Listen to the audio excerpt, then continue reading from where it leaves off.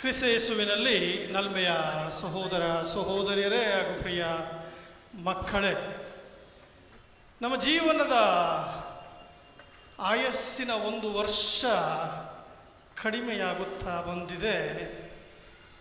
ಇನ್ನೊಂದು ಹೊಸ ವರ್ಷವನ್ನು ಸ್ವಾಗತಿಸಲು ನೂತನ ವರ್ಷದ ಹೊಸ್ತಿಲಲ್ಲಿ ನಾವಿದ್ದೇವೆ. ಪ್ರಿಯ ಸಹೋದರ ಸಹೋದರಿಯರೇ,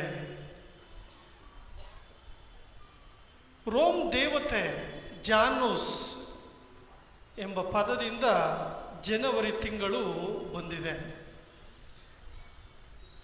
ಅಂದಿನ ಜನರ ನಂಬಿಕೆಯ ಪ್ರಕಾರ ಆ ಜಾನೂಸ್ ಎಂಬ ದೇವತೆಗೆ ದ್ವಿಮುಖಗಳಿದ್ದವು, 2 ಮುಖಗಳಿದ್ದವು. ಏಕಕಾಲದಲ್ಲಿಯೇ ಈ ದೇವತೆ ಗತಕಾಲದಲ್ಲಿ ಸಂಭವಿಸಿದ್ದನ್ನು ನೋಡಿ ಅದನ್ನೆಲ್ಲ ಕೂಲಂಕುಷವಾಗಿ ಪರಿಶೀಲಿಸಿ ಅರ್ಥ ಮಾಡಿಕೊಂಡು ಅದೇ ಸಮಯದಲ್ಲಿ ಮುಂದೆ ಭವಿಷ್ಯತ್ ಕಾಲವನ್ನು ನೋಡಿ ಮುಂಬರಲಿರುವ ಘಟನೆಗಳನ್ನು ಅರ್ಥ ಮಾಡಿಕೊಂಡು ಅರ್ಥೈಸಿಕೊಂಡು ಜೀವಿಸಲು ಈ ದೇವತೆ ಸಹಾಯ ಮಾಡುತ್ತಿತ್ತು. ಅದು ಏನೇ ಇರಬಹುದು, ಆದರೆ ಜನವರಿ ಎಂಬ ತಿಂಗಳು ಆ ಪದದಿಂದ ಬಂದಿದೆ. ಹೀಗಿರುವಾಗ ನಾವು ಈ ಪ್ರಸ್ತುತ ವರ್ಷದ ಅಂತ್ಯದಲ್ಲಿದ್ದೇವೆ. ಇನ್ನು ಕೆಲವೇ ಗಂಟೆಗಳಲ್ಲಿ ಈ ವರ್ಷ ಮುಕ್ತಾಯಗೊಳ್ಳುತ್ತದೆ, ಹೊಸ ವರ್ಷಕ್ಕೆ ನಾವು ಕಾಲಿಡುತ್ತೇವೆ. ಹೀಗಿರುವಾಗ ನಾವು ಸಹ ಈ ಜಾನೂಸ್ ದೇವತೆಯಂತೆ ದ್ವಿಮುಖವುಳ್ಳವರಾಗಿ ಅಥವಾ 2 ದೃಷ್ಟಿಕೋನವುಳ್ಳವರಾಗಿ ಈಗ ಗತಿಸಿ ಹೋಗುತ್ತಿರುವ ವರ್ಷದಲ್ಲಿ ನಾವು ಯಾವ ರೀತಿಯ ಜೀವನವನ್ನು ನಡೆಸಿದ್ದೇವೆ, ನಮ್ಮ ಜೀವನ ಯಾವ ದಿಕ್ಕಿನಲ್ಲಿ ಸಾಗಿತ್ತು, ನಾವು ವಿಶ್ವಾಸದಲ್ಲಿ ಪ್ರವರ್ತಿಸಿದ್ದೇವೆಯೇ, ನಾವೊಂದು ವಿಶ್ವಾಸದ ಬದುಕನ್ನು ಕಟ್ಟಿಕೊಂಡಿದ್ದೇವೆಯೇ, ಅಥವಾ ನಾವು ನಮ್ಮ ಜೀವನದಲ್ಲಿ ಈ ದೈನಂದಿನ ಜೀವನದ ಜಂಜಾಟಕ್ಕೆ ಸಿಲುಕಿ ಈ ಲೋಕದ ಆಶಾ ಪಾಶಗಳಿಗೆ ಬಲಿಯಾಗಿ ದೇವರು ಬೇಡ, ಧಾರ್ಮಿಕ ವಿಷಯಗಳು, ಆಧ್ಯಾತ್ಮಿಕತೆ ನಮಗೆ ಬೇಡ, ನಾನು ನನ್ನ ಸಾಮರ್ಥ್ಯ, ನನ್ನ ಪ್ರತಿಭೆ, ನನ್ನ ಉದ್ಯೋಗ, ನನ್ನ ಆಸ್ತಿ ಅಂತಸ್ತು ಇಷ್ಟೇ ಸಾಕು, ನಾನು ಜೀವಿಸುತ್ತೇನೆ ಎಂಬ ಒಂದು ಭಾವನೆಯಲ್ಲಿ, ಮಾಯಾಲೋಕದಲ್ಲಿ ನಾವು ಜೀವಿಸುತ್ತಿದ್ದೇವೆಯೇ? ರಿಕ್ ವಾರನ್ ಎಂಬ ಒಬ್ಬ ಖ್ಯಾತ ಬರಹಗಾರ ಒಂದು ಪ್ರಖ್ಯಾತ ಪುಸ್ತಕ the purpose driven life, what am I here on earth, ಸಂಕಲ್ಪ ಸಿದ್ಧ ಜೀವನ, ಈ ಭೂಮಿಯ ಮೇಲೆ ನಾನು ಏತಕ್ಕಿದ್ದೇನೆ, ಒಂದು ಪ್ರಖ್ಯಾತ ಪುಸ್ತಕದಲ್ಲಿ ಆತ ಹೇಳುತ್ತೇನೆ, ಈ ಮನುಷ್ಯನ ಕಾಲಾವಧಿ ಅಥವಾ ಜೀವನ ಬಹಳ ಚಿಕ್ಕದು. ಮನುಷ್ಯನಿಗೆ ದೇವರು ನೀಡುವುದು 25,550 ದಿವಸಗಳು ಎಂಬುದಾಗಿ ಈತ ಹೇಳ್ತಾರೆ. 25,550 ದಿನಗಳು ಅಂದರೆ 70 ವರ್ಷಗಳು. ಇದು ನಮ್ಮ ಬೈಬಲಲ್ಲೂ ಕೂಡ ಇದೇ ಪ್ರಕಾರ. ಕೀರ್ತನೆ 90 ಅಧ್ಯಾಯ 10ರಲ್ಲಿ ನಾವು ಓದುತ್ತೇವೆ. ಕೀರ್ತನೆಗಾರ ಹೇಳುತ್ತಾನೆ, ನಮ್ಮ ಜೀವಿತಾವಧಿ 70 ವರ್ಷಗಳು, ಬಲಿಷ್ಠರಾದವರಿಗೆ 80 ವರ್ಷಗಳು. 70 ವರ್ಷ ಮಾತ್ರ, ಏನೊಂದು ಸ್ವಲ್ಪ ಗಟ್ಟಿ ಮುಟ್ಟಾಗಿದ್ರೆ ಇನ್ನು 10 ವರ್ಷ ಎಕ್ಸ್ಟ್ರಾ ನಮಗೆ. ಈ 70 ವರ್ಷಗಳ ಜೀವನ, ಪ್ರಿಯ ಸಹೋದರ ಸಹೋದರಿಯರೇ, ಈ ಜೀವನದ ಕಾಲ್ಪನಿಕತೆ, ಈ ಜೀವನ ನಶ್ವರ ಎಂಬುದನ್ನು ನಾವು ಅರಿತುಕೊಂಡಿದ್ದೇವೆ. ನಮ್ಮೆಲ್ಲರಿಗೂ ತಿಳಿದಿದೆ, ನಾವು ಯಾರೂ ಇಲ್ಲಿ ಶಾಶ್ವತವಾಗಿ ಇರುವುದಿಲ್ಲ. ಯಾರಾದ್ರೂ ಇರ್ತೀರಾ? ಯಾರು ಇರುವುದಿಲ್ಲ. ಇವತ್ತಲ್ಲ ನಾಳೆ ಹೋಗ್ತಾ ಇರಬೇಕು, ಕರೆ ಬಂದ ತಕ್ಷಣ. ಆದರೂ ಸಹ ನಾವಿಲ್ಲೇ ಜೀವಿಸ್ತೇವೆ, ಇಲ್ಲೇ ಶಾಶ್ವತವಾಗಿರ್ತೇವೆ ಎಂಬ ರೀತಿಯಲ್ಲಿ ನಾವು ವರ್ತಿಸುತ್ತೇವೆ. ಬರ್ಟನ್ ರಸ್ಸೆಲ್ ಹೇಳುತ್ತಾರೆ, ಮನುಷ್ಯನ ನಶ್ವರತೆಯನ್ನು ಧ್ಯಾನಿಸದ ಮನುಷ್ಯನ ಜೀವನ ತಿಂದು ಕೊಬ್ಬು ಬೆಳೆಸಿದ ಹಂದಿಯಂತೆ. ಮನುಷ್ಯನ ಜೀವನದ ನಶ್ವರತೆಯನ್ನು ಧ್ಯಾನಿಸದ ಜೀವನ ತಿಂದು ಕೊಬ್ಬನ್ನು ಬೆಳೆಸಿಕೊಂಡ ಹಂದಿಯಂತೆ. ನಾವು ನಮ್ಮ ನಶ್ವರತೆಯನ್ನು ಧ್ಯಾನಿಸಬೇಕು. ನಮ್ಮ ಜೀವನದ ಉದ್ದೇಶ, ಗುರಿ, ನಾವು ಯಾವ ದಿಕ್ಕಿನಲ್ಲಿ ಸಾಗ್ತಾ ಇದ್ದೇವೆ, ನಾವು ಏನನ್ನು ಸಾಧಿಸಬೇಕು, ನಾವು ಯಾತಕ್ಕಾಗಿ ಈ ಜೀವನ ಪಡೆದಿದ್ದೇವೆ, ಇದೆಲ್ಲವನ್ನು ಧ್ಯಾನಿಸಬೇಕಾಗಿದೆ. ಎರಡನೇದಾಗಿ ಪ್ರಿಯ ಸಹೋದರ ಸಹೋದರಿಯರೇ, ಇಂದು ಅಂದರೆ ಹೊಸ ವರ್ಷದಲ್ಲಿ ದೇವ ಮಾತೆಯ ಮಹೋತ್ಸವವನ್ನು ನಾವು ಕೊಂಡಾಡುತ್ತಿದ್ದೇವೆ. ಸರಿಯಾಗಿ 8 ದಿವಸಗಳ ಹಿಂದೆ ಒಂದು ಪುಟ್ಟ ಮಗುವಿನ ಕಡೆ ನಮ್ಮೆಲ್ಲರ ಗಮನ ಕೇಂದ್ರೀಕೃತವಾಗಿತ್ತು. ಇಲ್ಲಿರುವ ಈ ಪುಟ್ಟ ಮಗುವಿನ ಕಡೆ 8 ದಿವಸಗಳ ಹಿಂದೆ. ಇಂದು 8 ದಿನಗಳ ನಂತರ ನಮ್ಮೆಲ್ಲರ ಗಮನ ಆ ತಾಯಿಯ ಕಡೆ. ಧರ್ಮಸಭೆ ಎಷ್ಟೊಂದು ಮೇಧಾವಿ ಅಥವಾ ಎಷ್ಟೊಂದು ಬುದ್ಧಿವಂತ ಎಂಬುದನ್ನು ಗಮನಿಸಿ. 8 ದಿನಗಳಿಂದ ನಮ್ಮೆಲ್ಲರ ಗಮನವನ್ನು ಆ ಪುಟ್ಟ ಮಗುವಿನ ಕಡೆ ಕೇಂದ್ರೀಕರಿಸಿದರೆ ಇವತ್ತು ನಮ್ಮೆಲ್ಲರ ಗಮನ ಈ ತಾಯಿಯ ಮೇಲೆ. ತಾಯಿ ಎಲ್ಲಿರುತ್ತಾಳೋ ಅಲ್ಲಿ ಮಗುವಿರುತ್ತದೆ, ಅಥವಾ ಮಗು ಎಲ್ಲಿರುತ್ತದೋ ಅಲ್ಲಿ ತಾಯಿ ಇರುತ್ತಾಳೆ. ನಾವು ಹೇಳ್ತೇವೆ ತಾಯಿಯಂತೆ, ಹೇಳಿ, ತಾಯಿಯಂತೆ ಮಗಳು, ನೂಲಿನಂತೆ ಸೀರೆ. ತಾಯಿಯಂತೆ ಮಗಳು, ನೂಲಿನಂತೆ ಸೀರೆ. ತಾಯಿ ಅಥವಾ ತಂದೆಯನ್ನು ಸೇರಿಸ್ಕೋಬಹುದು. ತಂದೆ ತಾಯಿಗಳಾಗಿ ಮಕ್ಕಳು ಎಲ್ಲೋ ಇಲ್ಲೊಂದು ಸ್ವಲ್ಪ ಎಡಬಿಡಗಿಗಳಿರ್ತವೆ. ಇಲ್ಲಿ ಸರ್ವೇ ಸಾಮಾನ್ಯವಾಗಿ ಎಲ್ಲರೂ ಸಹ ತಂದೆ ತಾಯಿಗಳಾಗಿದೆ. ತಂದೆ ತಾಯಿಯ ಸ್ವಭಾವ, ಅವರ ಒಂದು ನಡವಳಿಕೆ, ಅವರ ಮನೋಭಾವವನ್ನು ನಾವು ಗಳಿಸ್ಕೊಂಡು ಬರ್ತೇವೆ. ಆದ್ದರಿಂದ ಆ ಕ್ರಿಸ್ತನನ್ನ ಮಗುವನ್ನು ಧ್ಯಾನಿಸಿದ ನಾವು ಇಂದು ದೇವ ಮಾತೆಯ ಬಗ್ಗೆ ಧ್ಯಾನಿಸಲು ಕರೆಯಲ್ಪಟ್ಟಿದ್ದೇವೆ. ಈ ವರ್ಷದ ಮೊದಲನೆಯ ದಿನವೇ. ಯಾಕೆ ಧರ್ಮಸಭೆ ದೇವಮಾತೆಯನ್ನ ನಮ್ಮ ಮುಂದಿಡುತ್ತಿದೆ? ಇಷ್ಟಕ್ಕೂ ಈ ದೇವಮಾತೆ ನಮಗೆ ದೇವರಲ್ಲ, ದೇವತೆಯಲ್ಲ. ಒಂದು ಹಳೆಯ ಸುಂದರವಾದ ಪ್ರಾಚೀನ ದೇವಾಲಯ, ನಮ್ಮ ಹೆಚ್ಚು ಕಡಿಮೆ ಮೈಸೂರಿನ ಸಂತ ಫಿಲೋಮಿನರ ದೇವಾಲಯದಂತೆ. ಎಲ್ಲ ಅಲ್ಲಲ್ಲಿ ಸ್ವಲ್ಪ ದುರಸ್ತಿಯಾಗಿತ್ತು, ಸಿಮೆಂಟ್ ಕಳಚಿ ಬೀಳ್ತಾ ಇತ್ತು. ಕೆಲಸಗಾರರೆಲ್ಲ ಕಾಲಾವಧಿ, ದೊಡ್ಡ ದೊಡ್ಡ ಕಾಲಾವಧಿ ಕಟ್ಕೊಂಡು ಮೇಲೆ ನಿಂತ್ಕೊಳ್ಳೋದನ್ನ ದುರಸ್ತಿ ಮಾಡ್ತಾ ಇದ್ರು. ಒಬ್ಬ ವಯಸ್ಸಾದ ಮಹಿಳೆ ಆ ದೇವಾಲಯಕ್ಕೆ ಬರ್ತಾಳೆ. ಬಂದು ದೇವಮಾತೆಯ ಸ್ವರೂಪದ ಮುಂದೆ ಮೊಣಕಾಲೂರಿ ಕಣ್ಣೀರನ್ನು ಸುರಿಸಿ ಪ್ರಾರ್ಥಿಸಲು ಪ್ರಾರಂಭಿಸುತ್ತಾಳೆ. ಆದರೆ ಅಲ್ಲಿ ಮೇಲೆ ಕೆಲಸ ಮಾಡ್ತಿದ್ರು ಸ್ವಲ್ಪ ಕಪಿಚೇಷ್ಟೆ ಮಾಡೋರು. ಆತ ಹೇಳ್ತಾನೆ, ಓ ಮಹಿಳೆಯೇ, ನಾನು ಯೇಸು ನನ್ನೊಡನೆ ಮಾತನಾಡು. ಈ ಮಹಿಳೆ ಯಾವುದೂ ಕಿವಿಗೆ ಹಾಕೊಡಲ್ಲ, ತನ್ನ ಪ್ರಾರ್ಥನೆಯನ್ನು ಮುಂದುವರಿಸುತ್ತಾಳೆ. ಎರಡನೇ ಬಾರಿಗೆ ಮನುಷ್ಯ ಹೇಳ್ತಾನೆ, ಓ ಮಹಿಳೆಯೇ, ನಾನು ಯೇಸು ನನ್ನೊಡನೆ ಮಾತನಾಡು. ಯಾವುದಕ್ಕೂ ಈ ಮಹಿಳೆ ಜಗ್ಗಲ್ಲ.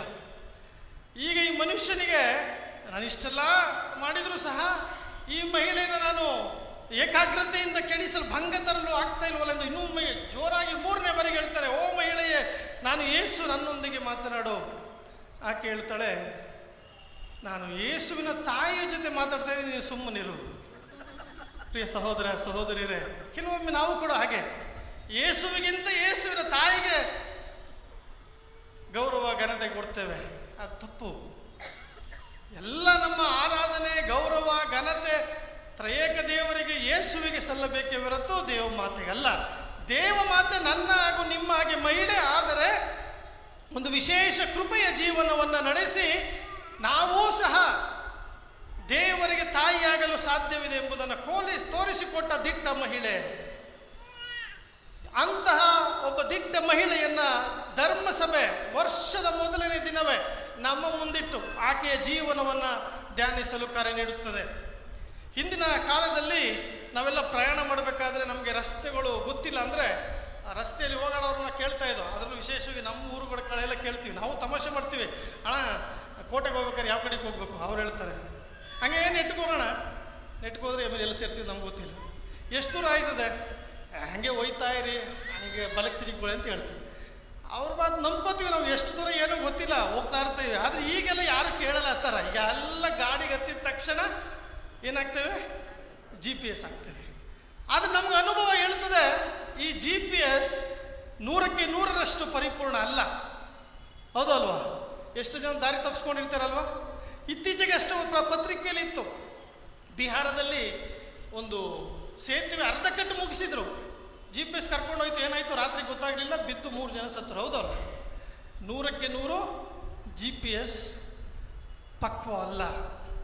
ಆದರೆ ದೇವರು ಅಥವಾ ಧರ್ಮಸಭೆ 100ಕ್ಕೂ 100ರಷ್ಟು ಪರಿಪೂರ್ಣವಾದ ಶ್ರೇಷ್ಠವಾದ ದೇವಮಾತೆ ಎಂಬ GPS ಅನ್ನು ನಮಗೆ ನೀಡಿದ್ದಾರೆ. ಪ್ರಿಯ ಸಹೋದರ ಸಹೋದರಿಯರೇ, ನಿಮ್ಮ ಕಾರಿನಲ್ಲಿರುವ GPS ಅನ್ನು ನೀವು ಉಪಯೋಗಿಸಿದ್ದಾದಲ್ಲಿ ನೀವು ದಾರಿ ತಪ್ಪಬಹುದು, ಸಾಧ್ಯತೆಗಳಿವೆ. ಆದರೆ ಈ ದೇವಮಾತೆ ಎಂಬ GPS ಅನ್ನು ನೀವು ಹಿಂಬಾಲಿಸಿದಾಗ ಖಂಡಿತವಾಗಿಯೂ ನೀವು ದಾರಿಯನ್ನು ತಪ್ಪಲು ಸಾಧ್ಯವಿಲ್ಲ. ಏಕೆಂದರೆ ಆ ದೇವಮಾತೆ ದೇವರಿಗೆ ತನ್ನನ್ನೇ ಸಂಪೂರ್ಣವಾಗಿ ಸಮರ್ಪಿಸಿಕೊಂಡು ಕ್ರಿಸ್ತನ ಹೆಜ್ಜೆಯಲ್ಲಿ ಹೆಜ್ಜೆ ಇಟ್ಟು ಈ ರೀತಿಯಲ್ಲೂ ಬದುಕಲು ಸಾಧ್ಯವಿದೆ ಎಂಬ ಪಾಠವನ್ನು ಕಲಿಸಿಕೊಟ್ಟ ಮಹಿಳೆ. ದೇವದೂತ ಗಬ್ರಿಯೇಲನು ಶುಭವಾರ್ತೆಯನ್ನು, ಮಂಗಳ ವಾರ್ತೆಯನ್ನು ಸಾರಿದಾಗ ಆತ ಹೇಳುತ್ತಾನೆ, ಶಾಶ್ವತವಾದ ದಾವೀದರಸನ ಸಿಂಹಾಸನವನ್ನ, ಸಾಮ್ರಾಜ್ಯವನ್ನ ಈತನಿಗೆ ನೀಡಲಾಗುವುದು. ಎಷ್ಟೊಂದು ಆಸೆ ಆಗಿರ್ಬೋದು ಮಹಿಳೆಗಲ್ವ? ನನ್ನ ಮಗನಿಗೆ ಶಾಶ್ವತವಾದ ಅಳಿಯದ ಕೊನೆಯಾಗದ ದಾವೀದರಸನ ಸಾಮ್ರಾಜ್ಯವನ್ನು ನೀಡುತ್ತಾರೆ ದೇವರು. ನಾನು ರಾಜಮಾತೆಯಾಗಿ ಮಹಾರಾಣಿಯಾಗಿ ಜೀವಿಸಬಹುದು ಅಂತ ಎಷ್ಟೆಲ್ಲ ಕನಸನ್ನು ಆ ಮಹಿಳೆ ಕಟ್ಟಿಕೊಂಡಿರ್ಬೋದು. ಆದರೆ ಏನಾಯಿತು? ಆಕೆಯ ಜೀವನದಲ್ಲಿ ಏನಾಯಿತು? ತಾನು ಇನ್ನು ಜೀವಂತವಾಗಿರುವಾಗಲೇ ತನ್ನ ಮಗ ಕೇವಲ 33 ವಯಸ್ಸಿಗೆ ಅಂತಹ ಒಂದು ಚಿತ್ರ ಹಿಂಸೆಯನ್ನ, ಕ್ರೌರ್ಯವನ್ನ ಅನುಭವಿಸಿ ಶಿಲುಬೆಯ ಮೇಲೆ ಮರಣ ಒಪ್ಪುತ್ತಾಳೆ. ಸಹೋದರ ಸಹೋದರ, ಯಾವೊಬ್ಬ ತಂದೆ ತಾಯಿ ಬದುಕಿರುವಾಗ ತನ್ನ ಮಕ್ಕಳನ್ನ ಸಾಯುವುದನ್ನು ನೋಡಲು ಇಷ್ಟಪಡುವುದಿಲ್ಲ. ಅದಕ್ಕಿಂತ ದೊಡ್ಡದಾದ ನೋವು ವ್ಯಥೆ ಬೇರೆ ಇಲ್ಲ. ಆಗಿರುವಾಗ ಆಕೆಯ ಬಾಳಿನಲ್ಲಿ ಅಂತಹವೇ ಒಂದು ದುರ್ದೈವಾದ ಘಟನೆ ನಡೆಯುತ್ತದೆ. ನಾನಿನ್ನೂ ಜೀವಂತವಾಗಿದ್ದೇನೆ, ತಾಯಿ ಬಾಳಿ ಬದುಕಬೇಕಾಗಿದೆ ಈ ನನ್ನ ಮಗ. ದೇವರು ಪ್ರವಾದಿಯ ಮುಖಾಂತರ ಹೇಳಿದ್ದರು, ನಿನ್ನ ಪುತ್ರನಿಗೆ ಶಾಶ್ವತವಾದ ದಾವೀದರಸನ ಸಿಂಹಾಸನವನ್ನು ನೀಡುವೆ, ನಾನು ರಾಣಿಯಾಗಿ ಬಾಳಬಹುದು ಅಂತ ಕನಸನ್ನ ಕಟ್ಟಿಕೊಂಡಿದ್ದೆ. ಆದ್ರೆ ಈಗೇನಾಯ್ತು? ಸಿಂಹಾಸನ ಇಲ್ಲ, ಕಿರೀಟ ಇಲ್ಲ, ಯಾವುದೂ ಇಲ್ಲ, ಸಾಮ್ರಾಜ್ಯನೂ ಇಲ್ಲ, ಎಲ್ಲ ನುಚ್ಚು ನೂರಾಗಿದೆ. ಪ್ರಿಯ ಸಹೋದರ ಸಹೋದರಿಯರೇ, ಆದರೂ ಈಕೆಯ ದೊಡ್ಡಸ್ತನ ಅಥವಾ ದೊಡ್ಡಸ್ತಿಕೆ ಅಂತ ಹೇಳ್ತೇವೆ, ಆಕೆ ವಿಶ್ವಾಸವನ್ನು ಕಳೆದುಕೊಳ್ಳಲಿಲ್ಲ, ದೇವರನ್ನ ಮರು ಪ್ರಶ್ನಿಸಲಿಲ್ಲ. ನೀನು ನನಗೆ ಸುಳ್ಳು ವಾಗ್ದಾನ ಮಾಡಿದೆ. ನಮ್ಮ ರಾಜಕಾರಣಿಗಳು ಮಾಡ್ತಾರೆ, ಸುಳ್ಳು ವಾಗ್ದಾನ ಕೊಟ್ಬಿಟ್ಟು ಅಧಿಕಾರಕ್ಕೆ ಬರ್ತಾರೆ. ನೀನು ಸುಳ್ಳು ಆಶ್ವಾಸನೆಯನ್ನು, ಸುಳ್ಳು ವಾಗ್ದಾನವನ್ನು ನಮಗೆ ನೀಡಿದ್ದೆ, ಆದರೆ ಈಗ ಎಲ್ಲವೂ ತದ್ವಿರವಾಗಿದೆ ಎಂದು ಮರಿಯ ದೇವರನ್ನ ಪ್ರಶ್ನಿಸಲಿಲ್ಲ, ಬದಲಾಗಿ ಎಲ್ಲವನ್ನ ಸ್ವೀಕರಿಸಿದಳು. ಇಂದಿನ ಶುಭ ಸಂದೇಶ ಹೇಳುತ್ತದೆ, ಈ ವಿಷಯಗಳನ್ನೆಲ್ಲ ಮನಸ್ಸಿನಲ್ಲಿಯೇ ಇಟ್ಟುಕೊಂಡು ಆಲೋಚಿಸುತ್ತಾ ಬಂದಳು. ಮರು ಮಾತನಾಡದೆ, ಪ್ರಶ್ನಿಸದೆ, ಬಂದದೆಲ್ಲವನ್ನ ಪಡೆದುಕೊಂಡು ಎಲ್ಲವನ್ನ ಮನಸ್ಸಿನಲ್ಲಿಯೇ ಇಟ್ಟುಕೊಂಡು ಆಕೆ ಧ್ಯಾನಾಸಕ್ತಳಾಗಿದ್ದಳು. ಪ್ರಿಯ ಸಹೋದರ ಸಹೋದರಿಯರೇ, ಇಂದು ನೂತನ ವರ್ಷವನ್ನು ನಾವು ಆಚರಿಸುತ್ತಿರುವಾಗ ಧರ್ಮಸಭೆ ನಮ್ಮ ಮುಂದೆ 2 ಆಯ್ಕೆಗಳನ್ನು ಇಡುತ್ತದೆ.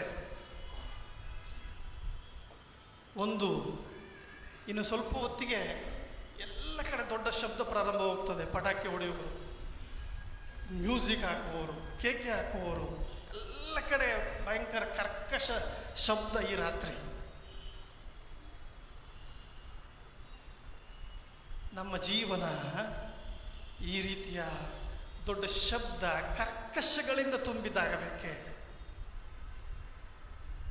ಇಂದಿನ ನಾವು ಪ್ರಪಂಚದಲ್ಲಿ ತಾಂತ್ರಿಕವಾಗಿ ಅಥವಾ ಏನು ಹೇಳ್ತೇವೆ, ಆಧುನೀಕರಣದ ಜೀವನ ಬಹಳಷ್ಟು ಅಭಿವೃದ್ಧಿಯನ್ನು ಹೊಂದಿದೆ. ಎಲ್ಲರೂ ವಿದ್ಯಾವಂತರಾಗಿದ್ದೇವೆ, ಎಲ್ಲರಿಗೆ ಬೇಕಾದಷ್ಟು ದೊಡ್ಡ ದೊಡ್ಡ ಕೆಲಸಗಳಿವೆ, ಕೈ ತುಂಬ ಹಣಕಾಸಿದೆ. ಆದರೆ ನಮ್ಮಲ್ಲಿ ಸಂಬಂಧಗಳು ಒಡೆದು ಹೋಗಿವೆ, ಸಂಬಂಧಗಳು ಅಳಸಿ ಹೋಗಿವೆ. ಮೊನ್ನೆ ಯಾರೋ ಹೇಳ್ತಾ ಇದ್ರು, ನನ್ನ ಹೆಸರು ಹೇಳಲ್ಲ, ನಿಮ್ಗೆ ಗೊತ್ತಿರುತ್ತೆ, ನಾವು ವಾರಕ್ಕೆ 70 ಗಂಟೆ ಕೆಲಸ ಮಾಡಬೇಕು ಅಂತ ಹೇಳ್ತಾ ಇದ್ರು. ಕೇಳಿದ್ರಲ್ಲ? ವಾರಕ್ಕೆ 70 ಗಂಟೆ ಮಾಡಲಿ, ಒಳ್ಳೇದು. ಯಾಕೆ? ದೇಶ ಅಭಿವೃದ್ಧಿ ಹೊಂದಬೇಕು, ಉತ್ಪಾದನೆ ಆಗಬೇಕು, ಆದಾಯ ಬರಬೇಕು, ಮಾಡಲಿ, ತೊಂದರೆ ಇಲ್ಲ. ಆದರೆ ಒಬ್ಬ ಉದ್ಯೋಗಿ 70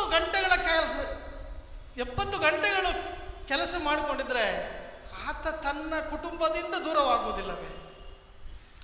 ತನ್ನ ಕುಟುಂಬದೊಂದಿಗೆ ಕಾಲ ಕಳೆಯಲು, ತನ್ನ ಕುಟುಂಬದೊಂದಿಗೆ ಸಮಯವನ್ನು ಹಂಚಿಕೊಳ್ಳಲು ಸಮಯ ಎಲ್ಲಿದೆ? ಉತ್ಪಾದನೆ ಆಗಬೇಕು, ಹಣಕಾಸು ಬರಬೇಕು, ಅದೇ ಸಮಯದಲ್ಲಿ ಕುಟುಂಬದಿಂದ ದೂರವಾಗಬೇಕು. ಇದು ನಮ್ಮ ಜಗತ್ತು. ನಮ್ಮೆಲ್ಲರಿಗೂ ಕಷ್ಟ ಬೀಳದಿದ್ದರೂ ಸಹ ಕಣ್ಮುಚ್ಚಿ ಕಣ್ ತೆಗೆದಷ್ಟರಲ್ಲಿ ಶ್ರೀಮಂತಿಕೆ ಬೇಕು, ಯಶಸ್ವರ ಬೇಕು. ನಾವು ನೋಡ್ತೇವೆ ಟಿವಿಯಲ್ಲಿ ಎಷ್ಟೆಷ್ಟು ಕಾರ್ಯಕ್ರಮಗಳು ಬರ್ತವೆ. ನಾನಂತೂ ನೋಡಲ್ಲ, ಅದು ಕೇಳಿ ತಿಳ್ಕೊಂಡಿದ್ದೀನಿ. ಬಿಗ್ ಬಾಸ್ ಅಂತೆ. ನಾನು ಮನೆಗೆ ಹೋದಾಗೆಲ್ಲ ರಾತ್ರಿ ಅದೇ ಹಾಕಿರ್ತಾರೆ, ಬಿಗ್ ಬಾಸ್. ಮತ್ತು ಹಿಂದಿಲಿ ಯಾವುದೋ ಬರ್ತಿತ್ತಂತೆ, ಕೌನ್ ಬನೇಗ ಕರೋಡ್ಪತಿ, ಕರೆಕ್ಟ? ಆಮೇಲೆ ಈಗ ಸರಿಗಮಪ ಎಲ್ಲ ಬರ್ತವೆ. ಅವ್ರಿಗೆಲ್ಲ ಏನೋ ಗೆದ್ದವರಿಗೆ ಅಷ್ಟು ಲಕ್ಷ ದುಡ್ಡು, ಅಲ್ಲೊಂದು ಅಪಾರ್ಟ್ಮೆಂಟ್, ಇಲ್ಲೊಂದು ಕಾರು, ಎಲ್ಲೆಲ್ಲೋ ಹಳ್ಳಿಯಿಂದ ಕರ್ಕೊಂಡ್ಬರ್ತಾರೆ. ಎಲ್ಲೆಲ್ಲೋ ವರ್ಷಗಳ ಹಿಂದೆ ನಮ್ಮೂರ ಕಡೆಯಿಂದ ಒಂದು ಕಾಡಿಂದ ಒಬ್ಬರು ಕರ್ಕೊಂಡ್ಬಂದಿದ್ರು. ಏನದು ಹಳ್ಳಿಯಿಂದ ಪ್ಯಾಟೆಗೆ ಬಂದು ಏನು ಹೇಳ್ತಲ್ಲ, ಕರ್ಕೊಂಡ್ಬಂದಿದ್ರು. ಪಾಪ ಆತ್ಮಹತ್ಯೆ ಮಾಡ್ಕೊಸತ್ತ. ರಾತ್ರೋರಾತ್ರಿ ಅವರಿಗೆ ಸ್ಟಾರ್ಡಮ್, ಅವ್ರನ್ನ ನಾಯಕ ನಟರಾಗಿ ರಾತ್ರೋರಾತ್ರಿ ಮಾಡಿಬಿಡ್ತಾರೆ. ಆಮೇಲೆ ದಿನಗಳು ಕಳೆದಂತೆ ನಿನ್ನೆ ಅಷ್ಟು ನ್ಯೂಸ್ ಪೇಪರ್ ನೋಡಿದೆ ನಾನು, ಒಬ್ಬ ಬಿಗ್ ಬಾಸ್ ವಿನ್ನರ್ ಗಾರೆ ಕೆಲಸ ಮಾಡ್ತಾ ಇದ್ದಾನೆ ಅಂತ. ಹಾಗಾದ್ರೆ ಎಲ್ಲೋ ಇತ್ತು ಆ ದುಡ್ಡೆಲ್ಲ ಅವರೊಂದು ಕೊಟ್ಟಿದ್ದು. ರಾತ್ರೋರಾತ್ರಿ ದೊಡ್ಡವರಾಗ್ಬಿಡ್ಬೇಕು, ರಾತ್ರೋರಾತ್ರಿ ನಾವು ಹೆಸರು ಮಾಡಬೇಕು, ರಾತ್ರೋರಾತ್ರಿ ನಾವು. ಪ್ರಿಯ ಸಹೋದರ ಸಹೋದರಿಯರೇ, ಈ ಜೀವನ ನಮ್ಮದಾಗಬೇಕೇ?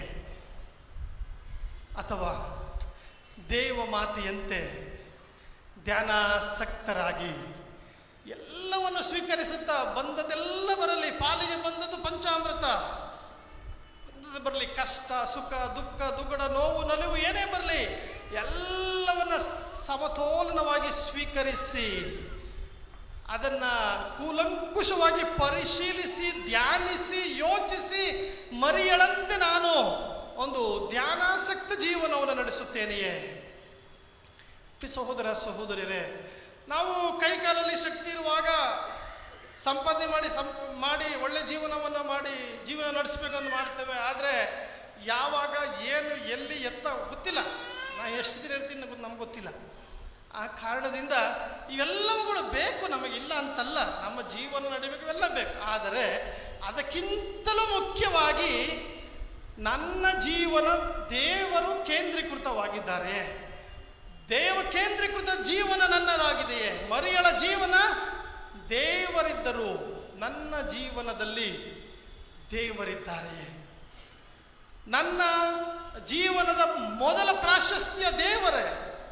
ಮತ್ತಾಯನ ಶುಭ ಸಂದೇಶ ಅಧ್ಯಾಯ 6 ವಚನ 34ರಲ್ಲಿ ಓದ್ತೇವೆ, ದೇವರ ಸಾಮ್ರಾಜ್ಯಕ್ಕಾಗಿ ದೇವರೊಂದಿಗಿನ ಸತ್ಸಂಬಂಧಕ್ಕಾಗಿ ಹಾತೊರೆಯಿರಿ, ಉಳಿದೆಲ್ಲವನ್ನು ನಿಮಗೆ ಕೊಡಲಾಗುವುದು.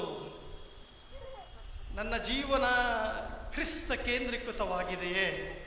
ನನ್ನ ಜೀವನ ದೇವಮಾತೆ ಮರಿಯಳ ಕೇಂದ್ರೀಕೃತವಾಗಿದೆಯೇ? ನನ್ನ ಜೀವನ ಸಂತ ಜೋಸೆಫರ ಕೇಂದ್ರೀಕೃತವಾಗಿದೆಯೇ? ಹೇಗಿದೆ ನನ್ನ ಜೀವನ? ನಶಿಸು ಹೋಗುವ ಈ ಆಸ್ತಿ ಅಂತಸ್ತುಗಳ ಹಿಂದೆ ಬಿದ್ದು ನಾನು ನನ್ನ ಕುಟುಂಬದಿಂದ ದೂರವಾಗುತ್ತಿದ್ದೇನೆಯೇ? ನನ್ನ ಮನಃಶಾಂತಿಯನ್ನು ಕಳೆದುಕೊಳ್ಳುತ್ತಿದ್ದೇನೆಯೇ? ಅಥವಾ ನಾನು ಮೊದಲು ದೇವರು, ಆ ನಂತರ ಉಳಿದೆಲ್ಲವೂ? ಪ್ರಿಯ ಸಹೋದರ ಸಹೋದರಿಯರೇ, ಈ ಹಳೆ ವರ್ಷ ಕಳೆದು ಹೊಸ ವರ್ಷಕ್ಕೆ ಬರುವಾಗ ನಾವು ಸಹ ಒಮ್ಮೆ ಹಿಂದೆ ತಿರುಗಿ ನೋಡೋಣ, ಯಾವ ರೀತಿಯಲ್ಲಿ ನನ್ನ ಜೀವನ ನಡೆದಿದೆ, ಎಷ್ಟರ ಮಟ್ಟಿಗೆ ನಾನು ವಿಶ್ವಾಸದಲ್ಲಿ ಬೆಳೆದಿದ್ದೇನೆ, ಎಷ್ಟರ ಮಟ್ಟಿಗೆ ಒಂದು ಸೇವೆಯ ಜೀವನವನ್ನು ನಡೆಸಿದ್ದೇನೆ.